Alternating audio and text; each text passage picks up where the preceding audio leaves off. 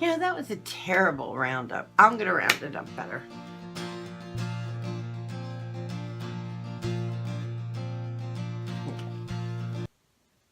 Hi, everybody. It's PJ, and we're going to talk about the Democratic Convention, National Convention. Okay, so let's round it up. First off, Obama and his wife, pure class, amazing, amazing, amazing, amazing. Their speeches at the convention were ridiculously wonderful. Michelle is beautiful and classy and amazing. And Obama himself's speech was heartfelt. Booker, heartfelt. So much that all equaled out. Here's the difference. The Democratic Party, it equaled love. It was very loving and caring about other people. And then there was like this mild warning undertoning everything about Trump, because I think it's a smart warning. But great people. Last night was Perry and Katy Perry, and she did ridiculous. And Hillary's daughter came on. That is Mabel snorting. Hillary's daughter came on and spoke for her mother, and it was touching. And Bill Clinton had come on the prior day and talked.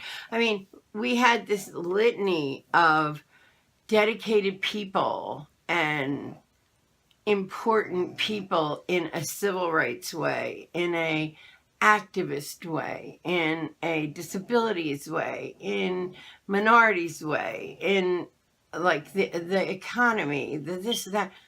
Like, it was a very well-rounded Democratic convention without the theme that the Republican convention was, like, the sky is falling, don't walk out your door until Trump gets here, you know, like that. That wasn't the theme of the Democratic convention. It was like to get along and to be together and to love each other, and just what it should have been. Bernie Sanders folks finally, like, I think there's a few that might not have, but like 90%, 95% of them calmed down and went along. Bernie went along. And Hillary says she's going to be working with Bernie, which is a conversation we needed to have. I mean, we needed to have Bernie in there in the right context. I would have voted for Bernie, honestly. But since I can't, I have to vote for Hillary.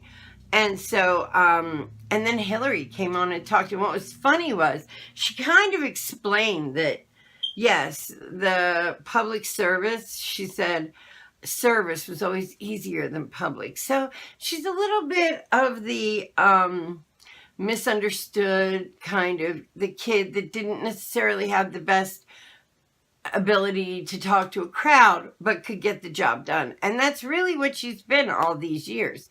Every single thing she's done leading up to this has something to do with children, minorities, the underdog, and bringing the underdog like along to get equal rights for everybody. I mean, that's really who she is. Plus, how cool is it that we just nominated a woman? We had a black man and a woman. Like, let's get beyond this so it doesn't even matter. Like, next time, 4 years from now, maybe the Republicans will have a woman or a black guy that they want to put up. Like, maybe that'll happen. And then it won't even matter anymore. Maybe one day it'll be a transgender person. Maybe it'll be, because those lines need to be broken and crossed for us to get over ourselves, that there's some difference in a person's brain. There's not. Of course there's not. And I just think Hillary did a great job with the speech, and I was like really kind of feeling it, you know. I was feeling proud to be an American for the first time in a while. You know, you hear Trump talk and I'm just like embarrassed. You know, and I don't want to go into his negativity too much. I'll layer, but not go deep. Like, just the difference. Like, if I was somebody watching, if I was in another country watching Trump's camp say all the things they did, I would be like, oh my God, let's go invade. They're so weak. And we're not weak. Our military's strong. We're like ready. Like, come on. Like, man, these old men and the sky is falling. It makes them look like such cowards. I think that's exactly. I think Trump's scared of his own shadow and he wants us all to be too. But I'm not scared. I'm not scared. I'm empowered. I believe that Hillary, she empowers me. She makes me feel stronger as a woman, as a person, as an American, that yes, we are inclusive, that we don't have anything to apologize for, that we do what we do with our people, no matter who they are. If there are people, doesn't matter. And like Trump makes it sound like, oh, we have to behave a certain way to this group or that group. And like, why do we need to not separate. We need to, just accumulate, and, it should be multiplied, and we should hold each other up, and you're only strong as your weakest link. And I don't believe that we're that weak. I mean, I just don't. I think we're doing good. I heard that jobs are up. We're at 4.5%. And I know I've been trying to give away jobs, okay, at $15 an hour. And like, I don't know what I'm doing wrong, but jobs are up. And then what else is up is like housing. Okay, like, so in 1965, the housing market was at whatever. I don't know the numbers, but we are exactly the same place. Now, you got to remember, we are only, 2008 was the recession, and houses fell apart. People lost their houses left and right over those no-doc mortgages and stuff. And now we're back to as many people in 1965 to now, by capita, like percentage-wise, own houses. I mean, how wonderful is that we actually healed from that so quickly? And you got to look to Obama for that stuff. He did what he had to do. Auto workers are back here in our country. It's just crazy. Also, she's the only person that brought up global warming. I mean, the Republicans don't believe there's global warming.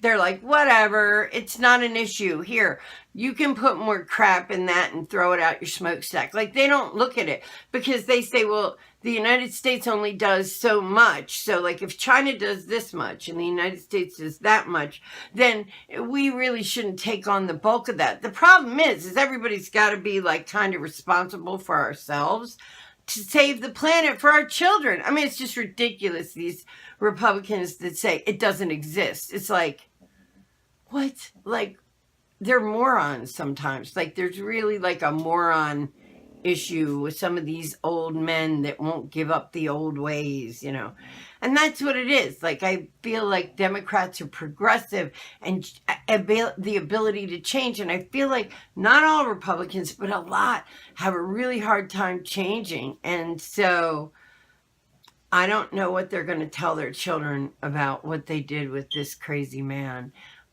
Because, wow, I wouldn't want to have to tell my children that I backed this horse. He's just nothing good, but that's my opinion. Everybody's got one. Everybody's got one, just like buttholes. They all stink. Anyway, all right, guys, I love you. I love the Democratic Convention. I thought it was wonderful. I'm going to fight for Hillary. I'm with her, babes. So, join me, all the women out there in America. Let's show how women alone, we don't need a man to do it. We got this, okay? So, women need to unite behind Hillary, and let's get the job done, and let's love our neighbors and our brothers, and yeah. So that's how I feel. So I love you guys. If you'd like to follow me down the rabbit hole that is my life, hit the button down below and subscribe. Give me a thumbs up if you like these kind of videos. Probably not, because you hate politics. I'm sorry. Give me a thumbs down if you don't. Either way, got you watching me manifest something wonderful in your life. If you know it, think it, believe it, you can have it too. Like a really awesome Democratic nominee who's going to be president. I'm putting it out in the universe. First woman president. And I like her. Bye.